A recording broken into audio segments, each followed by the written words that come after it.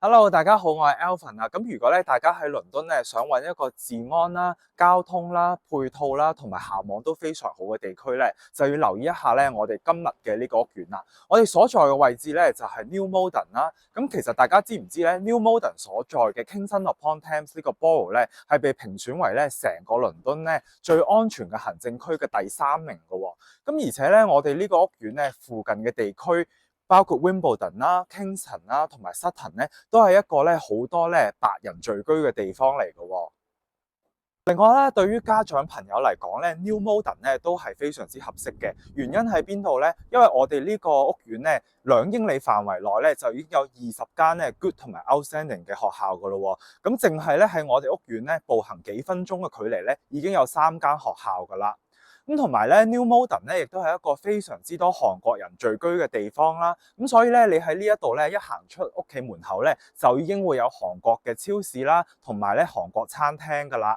咁同埋咧，屋苑樓下咧，仲有一個好大型嘅超市喎，咁就係叫做 Tesco Extra 嘅。咁你咧，如果係中意自己煮餸嘅話咧，買嘢都非常之方便嘅。咁另外啦，其實我哋屋苑附近咧就已經有一個火車站，咁就叫做 Mossburn Park 嘅。另外咧，我哋屋苑嘅交通亦都係十分之方便嘅喎。我哋只需要咧步行大概8分鐘嘅時間啦，就可以去到一個火車站㗎啦。咁坐火車咧，只需要咧20分鐘左右嘅時間咧，就可以出到去咧倫敦松溫嘅 Waterloo 㗎啦。好啦，咁等陣間咧就會帶大家咧去呢個屋苑裏邊嘅 Marketing Suite 啦，就會帶大家睇一睇個 model，同埋咧有啲乜嘢靚嘅單位咧而家喺度發售當中嘅。好啦，咁大家千祈唔好行開啦。好啦，咁而家咧我就嚟到發展商嘅 Marketing Suite 啦，咁就帶大家睇一睇咧 New Malden 嘅呢個屋苑嘅 model 啦。咁大家可以見到咧，其實佢唔係一個好大型嘅項目嚟嘅啫喎。咁一共咧都係456套單位嘅啫。咁分別咧就會有1房、2房同埋3房啦。咁而家我哋講緊嘅售價咧，1房就係39萬磅起，2房咧就係50萬磅起嘅。咁而家咧我哋係賣緊邊一度咧？咁其實咧就係喺我面前嘅呢3棟啦。咁分別咧就叫做 Brookside 啦、Wilkinson 同埋咧 Bradbury 嘅喎。咁其實咧呢個 Bradbury 咧就係發展商啱啱推出嘅啫。咁你可能會問啦，咁佢哋完工嘅時間係幾時咧？咁我哋呢2棟嘅話咧就會係明年2026年嘅第2至到第3季啦。而我哋最新推出嘅呢一棟 Bradbury 嘅話咧，就會係2026年嘅第4季啦，至到27年嘅第1季嘅。咁我哋呢個項目咧，其實都會有啲設施嘅喎。咁比如話咧，大家可以見到呢個位置咧，就會有一個 Podium Garden 啦。咁同埋咧，呢個項目咧，亦都會有提供一個健身房嘅。咁我啱先亦都有睇過 Interactive 啦。咁其實咧，而家比較靚嘅單位會喺邊度咧？咁其實咧，我哋可以望一望咧呢個 Brookside 呢一棟嘅。咁我哋呢邊咧，其實咧係好開揚嘅景觀啦。呢邊有個球場嘅，咁望出去都好靚。另外咧，我哋亦都可以睇翻咧，其實呢一棟啦，啱啱推出嘅 Bradbury 咧，我哋可以揀翻呢度向西嘅單位啦，就係都係有開揚景觀嘅。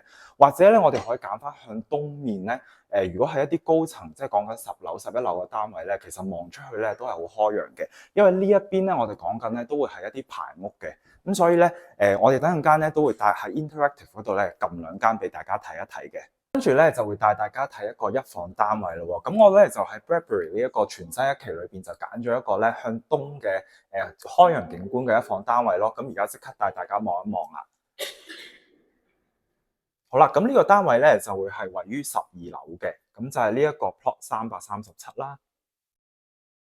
咁大家可以見到咧，其實佢個尺數咧都有540尺嘅。咁呢一個就係嗰個 floor plan 啦，都係一個非常之市正嘅則嚟嘅。咁我哋咧事不宜遲，即刻去望下個景觀啦。嗱，望出去咧都係一望無際嘅景觀啦，冇遮擋嘅。我哋出邊嘅話咧，其實全部都係一啲咧好矮嘅排屋嚟嘅。好啦，咁啱先大家見到嘅咧就係我哋屋苑嘅位置啦。咁其實咧我哋行路只需要1分鐘嘅時間咧，就可以嚟到呢一間咧超大嘅超市，咁就叫做 Tesco Extra 嘅。咁裏邊咧，你除咗可以買到嘢食之外咧，亦都可以買到咧衫啊一啲家品嘅。好啦，咁我哋屋苑咧附近除咗 Tesco Extra 之外咧，咁其實咧我行咗咧大概8分鐘嘅時間咧，就嚟到一間咧亞洲超市叫做 Korea Foods 嘅喎。咁咧如果你係中意煮翻一啲咧港式嘅嘢食嘅話咧，你就可以嚟呢一度去到選購啦。我哋即刻入去望下。